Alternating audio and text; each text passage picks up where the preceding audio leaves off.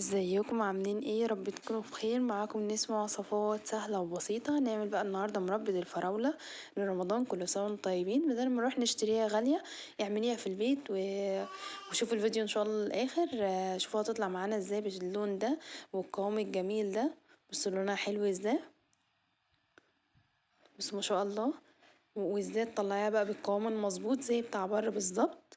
وايه الحاجه اللي احنا هنحطها فيها تخليها تقعد اكتر وقت معاكي وتبقى محفوظه كويس ولا تبوظ ولا اي حاجه. بص شكلها جميل ازاي. يلا بقى اعملوا لايك ومتابعة القناه وفعلوا الجرس واعملوا شير للفيديو عشان يوصلكوا كل جديد.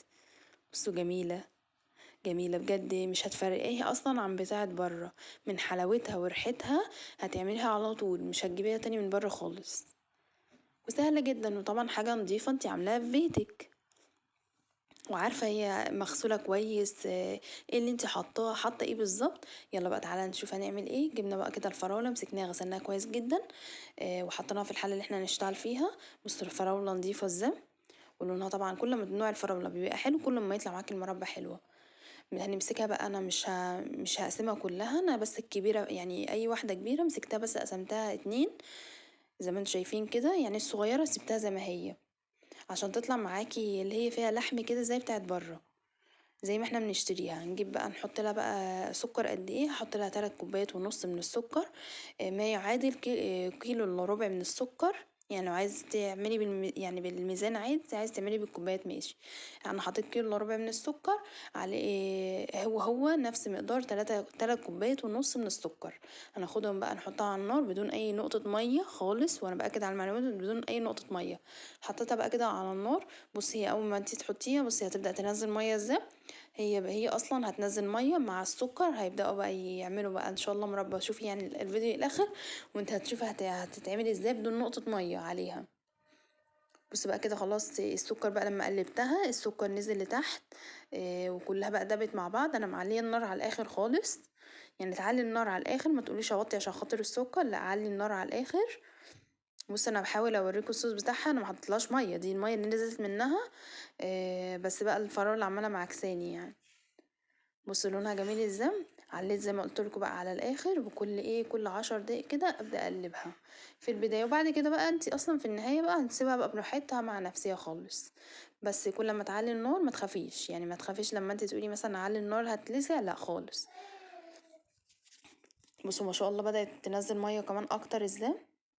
كده بقى انا نقلتها في حله تانية عشان حسيت ان الحله اللي انا كنت حاطاها فيها صغيره ومش عارفه تغلي براحتها، فقلت لا انا انقلها في حله اكبر عشان تغلي بقى براحتها كده وما تفورش معاكي.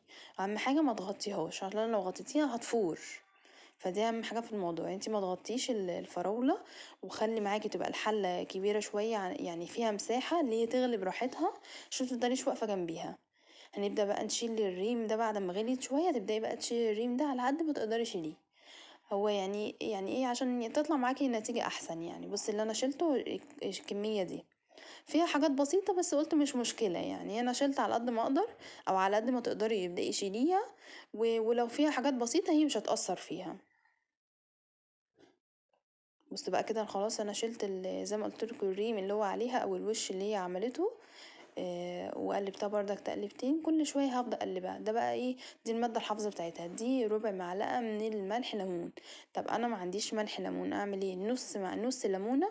شيل البذر بتاعها وابدأي اعصريها. تاكدي ان البذر مش متشال كويس جدا من الليمون. بس هو الافضل والاصح عشان تطلع معاكي نتيجه حلوه ربع معلقه من ملح الليمون. وعايزه اقولك هو اصلا انت هتجيب 5 جنيه هيقعد عندك كتير قوي. هتعوزيه للعسل اللي هو بتاع الحلويات لرمضان. كل سنه وانتم طيبين يعني. فانت كده كده هتعوزيه كتير. بس زي ما قلت لكم اللي مش عنده خلاص حطي البديل ده. بصوا بقى كده بدأت تتقل ازاي المية بقى. طول ما المية بتتبخر منها وبتبدأ بقى تتقل وبدأت بقى تتهري زي ما قلت لكم عشان خاطر انا سايباها كمان سليمة.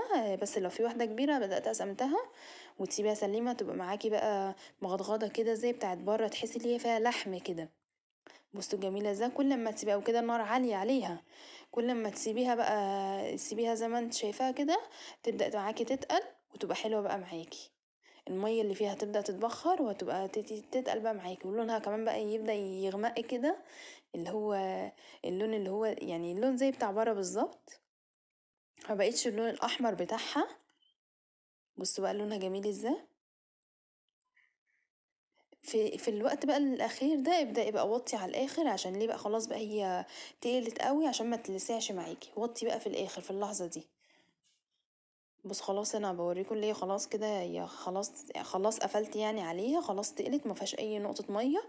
وده القوام اللي هو المظبوط المفروض انت تقفلي عليه، لان هي ده كده مظبوط اهي. لما بتقعد كمان هتتقل عن كده. فانتي خلاص ده القوام اللي هو لا خفيف ولا هو تقيل قوي. إيه لما هتسيبيها كمان تتقل. بصي كده لما سيبتها كمان تقلت كمان عن الصورة اللي انا وريتها لكم. امسكيها بقى، عندك برطمانات نضيفة جدا، امسكيها اغسليها ونشفيها، وابدأي عبيهم فيها. تحفة جدا.